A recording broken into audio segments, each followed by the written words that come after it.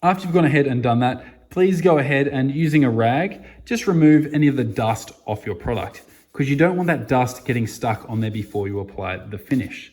Now the masking tape is important is because we want to tape off surfaces that we don't necessarily want any finish on. This would be the bottom.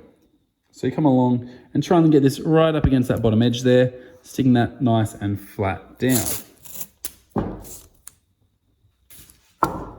Come across, put this down, grab the knife out, and just drag that carefully towards you. Then that tape should just break off. It does become a little bit more difficult for the front, but it's still very possible. And what you can see I've got here now is a nice clean edge. Once we've done that, you can get rid of your piece of timber and we can get prepared to oil your piece. Now today we are using a Osmo Polyx Hardwax Oil and it's a 3032 Satin blend. It is a fairly good blend, and when you're applying this, you never ever want to dip from your main container. So for me, this is the last of the product I have, so I really don't want to dip from this. I don't want to have a scrap container lying around it, which I can pour some into. In this case, it's just going to be this old measuring cup. Just going to get this, I'm going to tip the smallest amount in there. Now, I really don't need much because ultimately, I'm doing a very small product. If you've got any hanging on the edge of that, on the edge of your bottle, come around and just clean that up. Don't waste any product. There's no need. After you've done that, go ahead and put the cap on your product instantly. Now remember, always give the product a stir and follow application directions. From here, go ahead and put on some gloves. Now, I don't tend to apply gloves when I'm applying oils or finishes because I just generally clean them off my hands pretty quickly afterwards, but gloves is the most correct process. You want to have some non-abrasive pad, which is this. You can apply with just an old rag, but this does get it into the grain a bit deeper because you're going to apply a bit more pressure and it's kind of, as you apply it, you're also buffing it.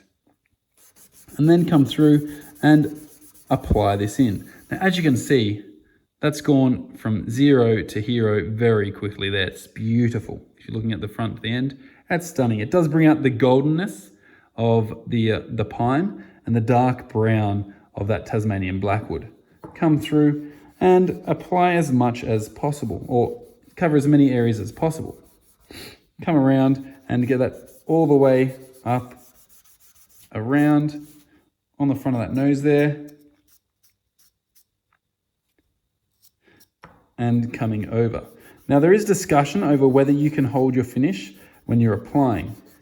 As a school teacher, I say you can start by holding your piece, get it all over your job, get as much over your job as possible, and then get a rag to hold your piece. Now, the reason you don't want to just hold your piece is because if I take my thumb off there, it's going to leave a thumbprint when that product dries. So that's why we have that trusty rag underneath as well, because now we can come through and use that rag to go through and apply all the excess there.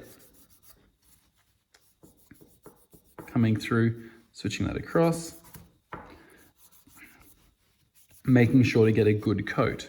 After you've done that, you can go through and use either the back side of your abrasive pad, just tearing off the most moistened section, and remove the excess finish on this. That is a key thing to do with Hardwax oil, is you actually need to go through and remove any of that excess on there. And so if I'm going to pick it up, there's a little bit of an excess on the front top there, and go back over it. Making sure, once again, if you're going to have to grab it, now's the time where you really want to be holding it with a rag or something.